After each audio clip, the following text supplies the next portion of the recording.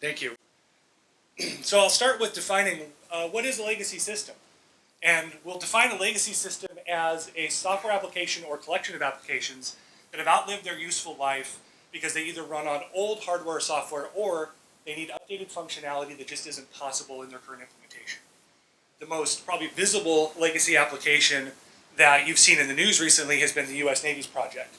They've been running a very long, very costly software upgrade project to get off the Windows XP platform.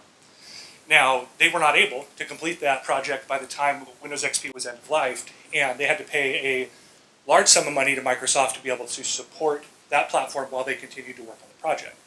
So, if an organization with the resources of the United States Navy is not able to complete a project on time and on budget, how can we in government or industry or academia ever do so? So when I talk about legacy systems, I like to think about them like this.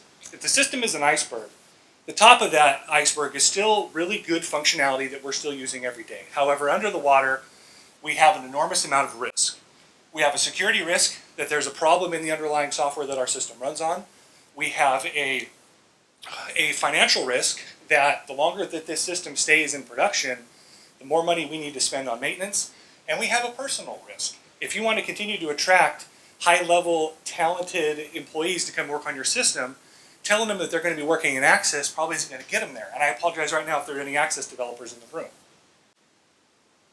So how do we get to what a definition of a software application is if we're going to tackle this problem? Is it technical? Or, what does it mean to you? Is it something else? Is a software application something that solves a problem? And the definition I want to get to is, let's define a software application as an encapsulation of business logic. It lives to solve a problem. That's why we have it. And so instead of thinking of a service-oriented architecture or an M-tiered architecture as a solution, let's think about it as a tool. Manufacturing figured out a long time ago that the way to make things fast, cheap, and easy was with replaceable parts.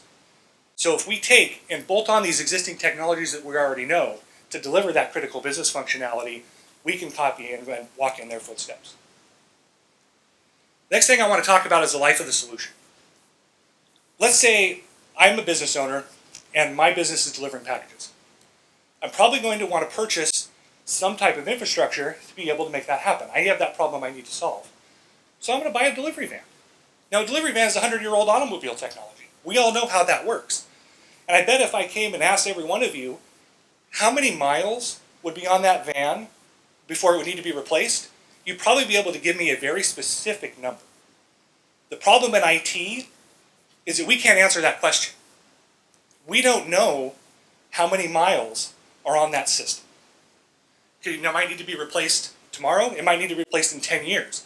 At the speed that technology moves, we're not really sure how to get to that number. So, how do we fix this? Going forward, we need to think about encapsulating our business logic and then bolting on to the technologies to deliver it. We bolt on a mobile app, we bolt on a website, we bolt on a database. We know what those technologies are, and we can use them as replaceable parts to walk in the footsteps of manufacturing that solved this problem a long time ago. The next thing we need to do is talk about life of the solution when we talk about architecture. Before any code leaves a developer's fingers, we need to have a date on the calendar of when this system needs to be replaced. If we don't have that, we will not be able to account for when the work really needs to happen, and then we'll have a hard time getting that project off the ground. The last thing is make time for maintenance.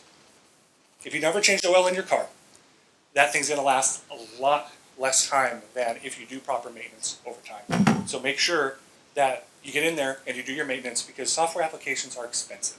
Enterprise level applications cost a lot of money to develop. So we need to make sure we make them last as long as possible. Thank you.